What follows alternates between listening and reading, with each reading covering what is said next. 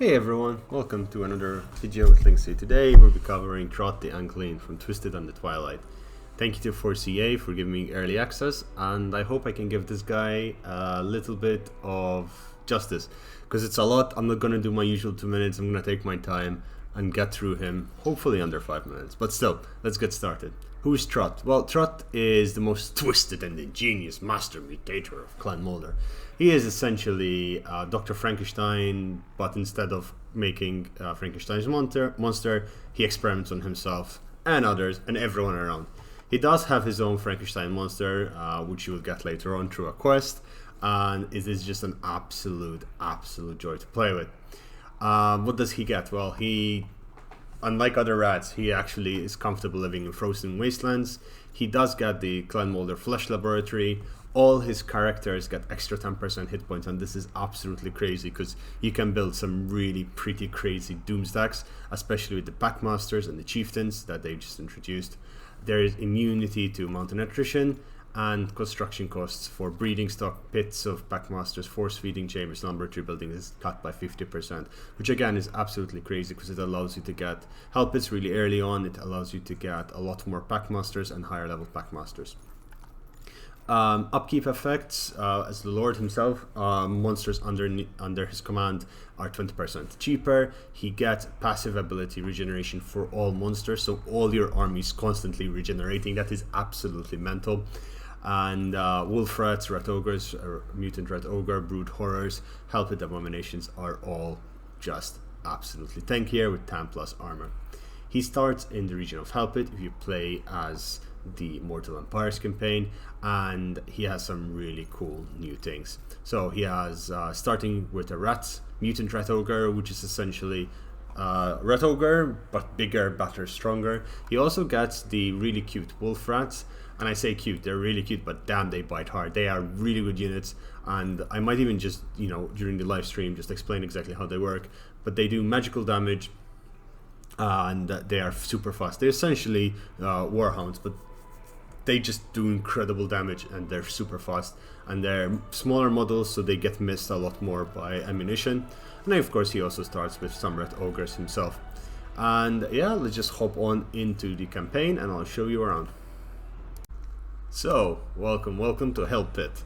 You start in the Mortal Empires campaign. You start in Hell Pit. You have Hell Pit. In Hell Pit there is a special unique building, which is the lower levels of Hell Pit, and then you have the depths of Hell Pit, which you can upgrade at tier 5, which gives you absolutely crazy boss for your monsters units, your rat ogres, mutant rat ogres, and Hell Pit abominations. They get extra ranks, and it's crazy. It's basically, if you recruit them from Hell Pit, it's +5, but everywhere else they still get a bonus, and you reduce the recruitment time for Hell Pit abominations and their upkeep, which is a really important thing.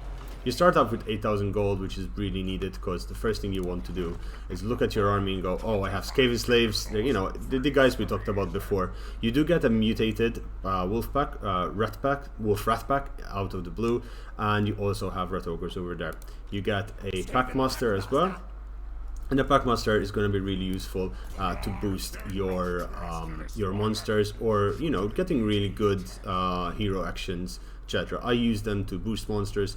And then they have the ability, which is, I believe, this Carrot and the Sticks, which makes the upkeep of all your monsters much cheaper. So you're going to want at least 3 or 4 of these in the army, and it gives you 40% upkeep reduction, which is just absolutely crazy, especially in Legendary.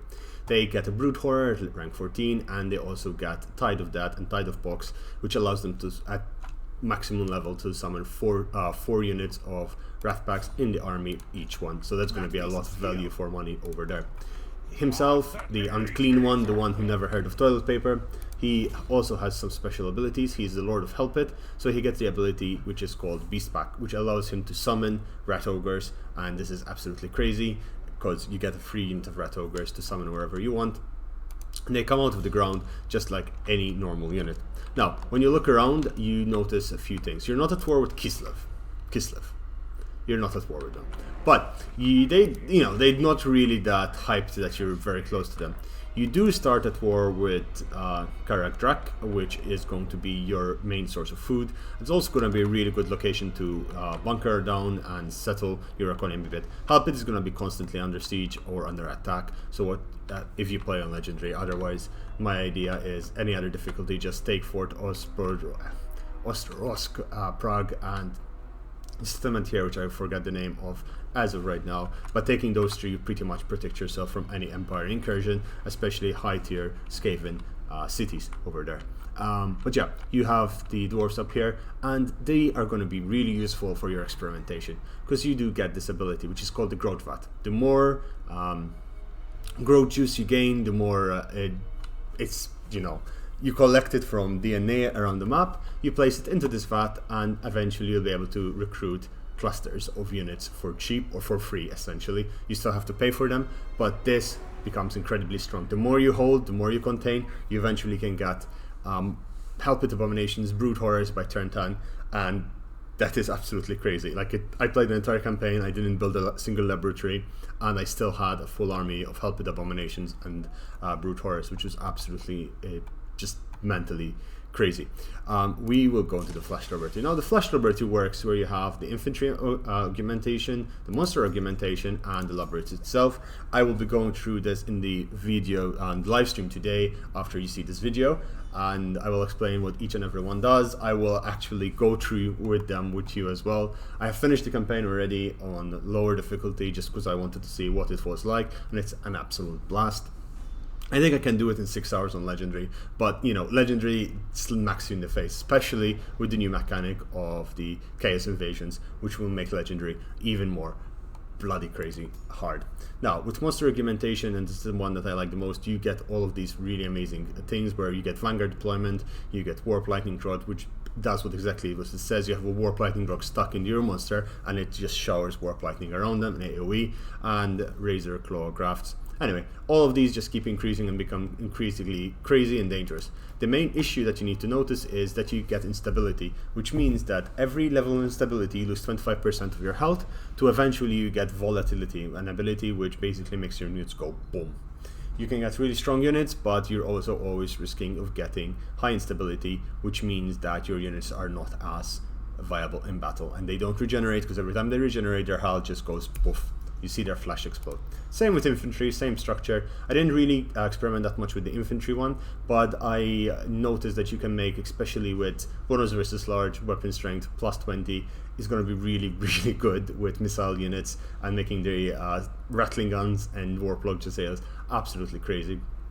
There are some up here which make your units pretty much immortal, vampire sucking things. The good thing as well is that now there is territory down here. There are some Skavens down there which you can ally yourself with, and usually Norska, when they see you kicking the Empire and Kislev into submission, you will be doing very well. You need your mutagens to upgrade your units, and I think that's just about it. This is Mr. Throt the Unclean. He's the cutie boy of the north. He is someone we really, really been waiting for a long time, and we got him along with the Wood Elves CSE. You will be getting the Wood Elves video tomorrow. I will start with Draika, her crazy, masterful, beautiful creature, and then I will do the sisters on Sunday. Hope you guys enjoyed this video. If you did like it, please come see the live stream and join us as we take over everyone in the live stream. With that said, guys, boys and girls, ladies and gentlemen, thank you for watching, and I shall see you tomorrow. Bye bye.